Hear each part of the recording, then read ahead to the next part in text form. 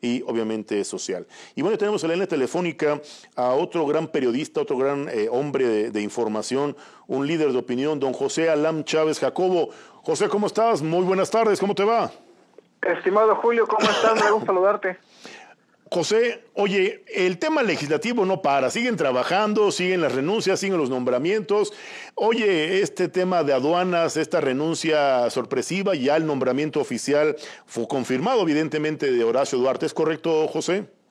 Así es, pues la Comisión Permanente del Congreso de la Unión sesionó el fin de semana porque estaba como urgente el nombramiento que propuso el presidente López Obrador de Horacio Duarte Olivares como pues precisamente administrador general de aduanas, luego de que Ricardo Agüed dejó el cargo. Hay que recordar, Julio, te acordarás que ha habido antes de Horacio Duarte dos administradores generales de aduana. El primero fue Ricardo Peralta, que ahora es subsecretario en el gobierno federal, y otro fue Ricardo Agüed, que había solicitado licencia al Senado de la República para asumir el cargo. Sin embargo, de acuerdo con el propio presidente López Obrador, pues esta dependencia está plagada de corrupción, la denominó el monstruo de las 100 cabezas, dice que no se ha podido derrotar al crimen organizado, que incluso tiene tentáculos en las 49 aduanas del país, y llega Horacio Duarte. Quiero decirte que es el mexiquense que se posiciona en la primera línea del presidente López Obrador, de toda su confianza, claro, y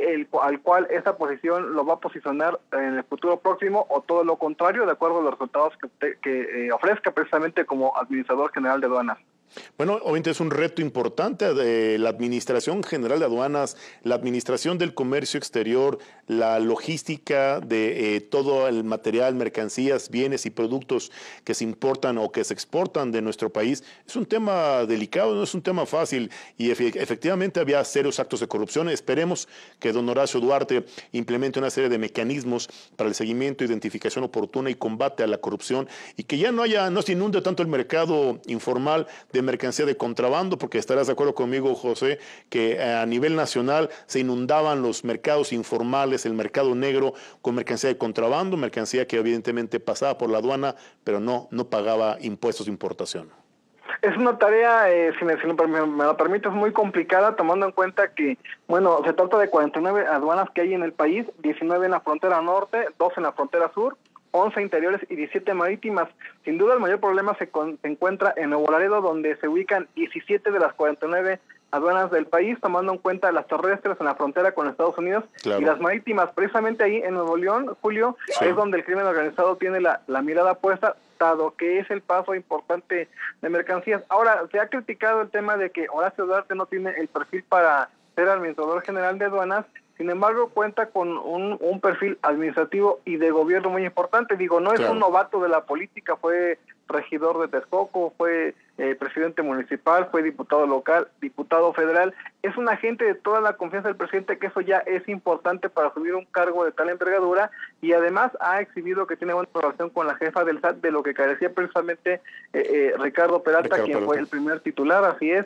Y, sí, y bueno, también comentarte que Horacio Duarte, recordemos que fue el cerebro electoral de López Obrador en aquellos años en que luchaba por la presidencia de la República, y además fue el que se encargó de la defensa electoral cuando se intentó desaforar a López Obrador. Entonces el camino con el presidente es largo, aunque sí, pues se reconoce que su capacidad más como abogado electoral, como experto en materia electoral, que en otro sentido, pero sin embargo tú sabes que en términos de gobierno y políticos lo importante es tener la confianza total del jefe. Es correcto, sin lugar a dudas, es una gran oportunidad para don Horacio Duarte para que demuestre y haga patente esta visión de combate frontal a la corrupción, pero también garantice la operación y garantice la calidad en este tipo de aduanas interiores y exteriores, que a nivel nacional son muchas. Evidentemente los retos no son fáciles, hay redes de corrupción, hay intereses incluso de grupos de la delincuencia organizada. Espero que no enfrente ningún cierre en las vías de comunicación ferroviarias en estas aduanas cercanas al estado de Michoacán, allá en esa zona donde incluso hace algunos meses fue un problema serio porque había millones de toneladas varadas y no podían ser movilizadas allá de esta aduana allá en Michoacán, José. Así es, pues te digo que el reto es enorme. Ojalá que haga una limpia, porque pues yo creo que muchas decisiones pasan por el medio, pasan por la gente que está en niveles operativos, y yo creo que cuando un administrador general de aduanas no está comprometido, como que no se da cuenta, como que deja pasar, o quizá como que le da miedo también, porque ahí en Michoacán o en la frontera norte, Claro. pues el crimen organizado ahí como que Son los que pues mandan. trata de meter sus intereses, y también si los lastimas, pues puede estar en riesgo hasta tu vida, ¿no? Es que el tema aquí efectivamente, es un tema, para empezar, interinstitucional. No es solo el administrador, efectivamente, como tú lo refieres, esta coordinación directa, íntima, entre las fuerzas de seguridad federales, la Guardia Nacional, Policía Federal y obviamente el SAT, esta administración, este servicio de administración tributaria, la propia Secretaría de Hacienda, tendrán que brindarle todo el apoyo interinstitucional a este nuevo administrador general de aduanas para que pueda cumplir y enfrentar a todos los grupos de poder, a todos los grupos de la delincuencia organizada que hoy tienen garantizado el suministro, la importación, la distribución de sus mercancías para saturar el mercado negro, saturar la economía informal. Y tú lo puedes dar cuenta, Estado de México, obviamente Ciudad de México y algunas plazas importantes en donde la economía informal se surte precisamente de este fenómeno de la corrupción en las aduanas. Así es, y es que se dice de manera extraoficial que por cada contenedor que pasa facturado a través del SAT por las fronteras podrían pasar otra infinidad de los que no se facturan, que se hacen de la vista gorda a gente del personal, pero no sabemos qué vengan esos contenedores, Julio, y es muchas veces o mercancía que se puede vender en esos tianguis que tú dices de manera ilegal, o también puede pasar productos ilegales que ya tienen que ver con droga, relación con el crimen organizado, claro, por supuesto. Sí. Claro que sí, José. Y desafortunadamente ese tipo de actos de corrupción permite que la delincuencia organizada aquí en territorio nacional pueda hacer un ejercicio de mercado negro de armas, droga y otros instrumentos de origen, pues yo diría delictivo, y obviamente esto potencializa el riesgo para el administrador y para todos aquellos que colaboran directamente con el administrador. Estos trabajos creo que son grandes retos para esta administración, y poder comprobar que verdaderamente hay un frente serio, un frente fuerte, un frente contundente en esta lucha en contra de la corrupción y en contra de la delincuencia organizada. José Alam, tengo conocimiento que en el Estado de México hay una convocatoria para un periodo extraordinario, para un congreso permanente. ¿Qué tema tienes al respecto, José? Pues se está analizando porque también se aprobó en días pasados que la legislatura mexiquense pueda sesionar de manera remota. Anteriormente pues decía que, bueno, legalmente ni los cabildos ni el Congreso local podían sesionar de manera remota. Llevó a cabo una iniciativa que presentó un síndico de Naucalpan, Max Alexander Rábago, que después también retomó el coordinador de los diputados locales del PRI, Miguel Zamora Peralta, y ahí precisamente se legisló para que ayuntamientos y Congreso local puedan sesionar de manera remota y no se caiga en un vacío legal. De esta forma, pues ya están las condiciones para que en cualquier momento pues pudieran convocarla permanente a un periodo extraordinario. Bueno, pues ahí hay un tema que es urgente por resolver y garantizar la operación, los acuerdos, las tomas de decisiones. El cabildo no puede dejar de sesionar, los municipios no pueden dejar de trabajar, la administración pública, el ámbito legislativo no pueden dejar de cumplir con sus deberes y obligaciones. El tiempo corre y es importante que se brinde claridad, certeza y confianza a los mexiquenses. Tenemos temas importantes. El gobernador del Estado de México ha dado cifras. ¿Cómo está comportándose en el Estado de México el COVID-19, José? Pues mira, el tema ha agarrado por sorpresa a todos los gobiernos. Claro. El sistema de salud no solamente del Estado de México, sino del país, pero sobre todo hablando del Estado de México, que es de los más amplios, pues sí enfrentaron complicaciones. Mira, yo lo que te puedo decir que al día de esa entrevista, hoy lunes, el panorama estatal refleja que hay 3.893 casos positivos de coronavirus y hasta el momento se han registrado 199 defunciones, tal como lo han dicho las autoridades, Julio. Pues ya en la zona oriente del estado y la colindancia con la Ciudad de México, el Valle de México, es el centro de la pandemia, del centro del país. Nada más te quiero decir que en Nezahualcóyotl concentra 521 casos confirmados, Ecatepec 483, Naucalpan, que está muy pegado ya a la Ciudad de México, 290 casos, Tlalnepantla 249, y Chimalhuacán, que también ya es parte de la zona oriente, tiene 208 casos positivos. De ahí te podría decir que hay otros, por lo menos 6 municipios de la zona va del Valle de México de Oriente que tienen más de 100 casos confirmados de coronavirus, y no te digo de los sospechosos que hay. Hasta el momento también te puedo decir que en el Estado de México se tienen contabilizados de manera oficial 908 casos hospitalizados, y de estos 908 casos, 169 personas están intubadas. También tengo datos de que en el sistema público hay 894 internados y en el sistema privado 14 casos, Julio. Oye, tengo entendido que en la fracción parlamentaria del PAN allá en el Congreso mexiquense están proponiendo un aumento salarial que me parece muy justo, me parece correcto, un aumento salarial del 50%, ¿es correcto esto, José?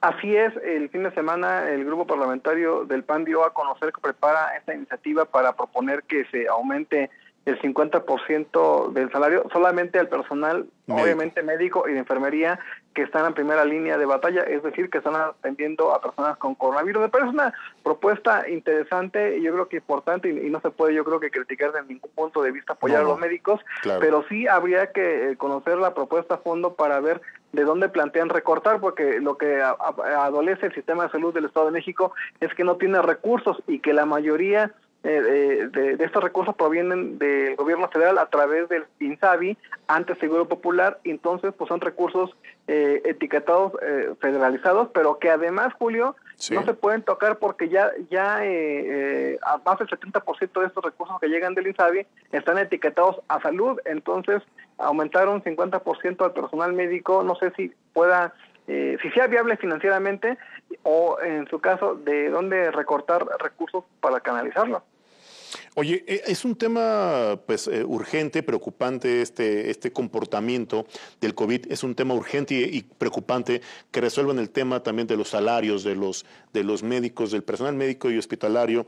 Pero también es interesante conocer que hay algunos municipios del Estado de México que presentan un número menor o incluso en algunos ni siquiera tienen un caso de confirmado, me refiero, de COVID-19. Hay varios municipios del Estado de México que presentan esta situación en este momento, José. Así es, hay municipios que pues tienen apenas un caso, sobre todo en la región sur del Estado de México, claro, hay municipios que no tienen, tienen un caso, o otros que no tienen pues ningún caso. De los 3.893 casos positivos que te dije, en 101 municipios, en 18 de ellos hay un caso positivo. Wow. Y también hay cifras que demuestran que el Laboratorio Estatal de Salud Pública ha procesado un total de 4.555 muestras, de las cuales 1.670 resultaron positivas, es decir, el 37%. Entonces, te podría decir que alrededor de 24 municipios no hay casos de coronavirus. Es correcto lo que tú refieres, acertadamente. Algunas cifras hablan de 27 municipios, y menciono algunos, si me lo permites. San Martín de las Pirámides, Tejupilco, Temascalcingo, Tenango del Aire, Tlatlaya, Tonatico, Tecaxtitlán, Villa de Allende, Lubianos, Polotitlán, Papalotla, Almoloya de Alquiciras, Almoloya del Río, Chapa de Mota, Chapultepec, Tonato Guerra, Ixtapan del Oro, Juchitepec, Malinalco, Aculco y Otzolapan, que son algunos de los municipios que no tienen un solo caso de COVID. Qué bueno, José, es una muy buena noticia. Fíjate que ha cambiado un poco el dato, porque de los 101 municipios que tienen casos, obviamente en el Estado de México tiene 125 municipios, sí, estamos diciendo que en 24 no ha habido un solo caso, pero ¿qué crees? En Tejupilco ya se registraron 2 casos positivos, que había sido un municipio que se había mantenido, pues yo creo que fuera de la cifra, que incluso se habían colocado no quiero decir retenes, pero sí como control de accesos en la entrada al municipio por la carretera federal, donde se vigilaba la temperatura y se otorgaba tanto gel bacterial como otras medidas a los pacientes, a la gente que entraba al municipio, para tratar de evitarlo. Pero sí, ya Tejupilco registra 2 casos positivos de coronavirus, y solamente se mantendrían 24 en los que no hay un solo caso. Correcto. Oportuna aclaración. José, oye, estoy viendo que hay municipios que verdaderamente están en una alerta, en una alarma sanitaria, porque tienen verdadero riesgo de alto nivel de contaminación, Nezahualcóyotl, Ecatepec, Naucalpan, Tlanepantla, Chimalhuacán, Chalco, Atizapán de Zaragoza, Cuautitlán Izcalli, Ixtapaluca y Tecámac son de los municipios del Estado de México con mayor número de contagios. Esto es un tema preocupante, José. Así es, pues lo que te decía, que ya es el centro de la pandemia. Claro. Esta región, incluso la Ciudad de México emitió puntos considerados de alta incidencia o de riesgo, sobre todo algunos cercanos o que conectan con el sistema metro hacia estos municipios. También quiero decirte que en Toluca se registran 124 casos positivos, por lo cual pues ya no estamos tan fuera de estas cifras. Sí. Y otro municipio pues cercano, Metepec, también ya tiene cifras que van a la alza. ¿Sabes qué? Lo que pasa es que como Nezahualcóyotl tiene la población similar a la de un país de Latinoamérica, lo mismo que en Ecatepec, claro, pudieran parecer escandalosas las cifras de que hablemos de 521 casos positivos o de 483, pero tomando en cuenta que se trata de gente que, mucha gente trabaja en la Ciudad de México y pues va y viene, ¿no? En el sistema, incluso yo creo, en el sistema de transporte público, y además de que 521 para una población importante de habitantes, pues suena lógico, ¿no? ¿Estás de acuerdo? Claro que sí. Sin lugar a dudas, aquí hay que tener muy en cuenta el nivel de población, el número de habitantes, la población flotante, la población que a veces agarra estos municipios de dormitorio y que, bueno, suben y bajan de Estado de México o se van incluso hacia Puebla. Y bueno, ahí donde puede tener un factor de análisis muy serio en función del número de habitantes y de población fija en estos municipios. O sea, oye, pues yo te quiero agradecer esta oportunidad de poder compartir con estas cifras que estoy seguro que a nuestro amable auditorio les interesa, les preocupa sobre todo. Y bueno, invitarte y agradecer si nos tomas la llamada la próxima semana para darle seguimiento puntual a estos temas en el Estado de México y a nivel nacional. Por supuesto, estoy a tus órdenes, Julio, y quiero decirte que esas cifras son con el corte de las 8 de la noche de ayer de la Secretaría de Salud Estatal. Maravilloso, pues cifras prácticamente más que actualizadas. José Alam Chávez, ¿en dónde te podemos encontrar a tus redes sociales, José? Pues estoy en Twitter en @JoséAlam, y en Facebook José Alam Chávez Jacobo, estoy en Instagram en José Alam Che, okay. Y pues pueden seguir en mi blog callejoninformativo.com todos los días, donde pueden ver la columna Callejón Informativo que redacto de lunes a viernes. Perfecto, José Alam Chávez, nuestro analista político, un líder de opinión reconocido y respetado. José, muchas gracias. Te agradezco la oportunidad y un saludo para el auditorio. Qué amable, don José Alam Chávez. Y bueno, estos temas sin lugar a dudas son de interés nacional, pero queremos dar cifras muy actualizadas, muy oportunas y mantener informado a nuestro amable auditorio del Estado de México que tanto nos ha pedido en redes sociales. Vamos a un pequeño corte y regresamos aquí en Grupo Acústica. Estamos contrastando ideas, sigamos contrastando juntos. No le cambie, regresamos.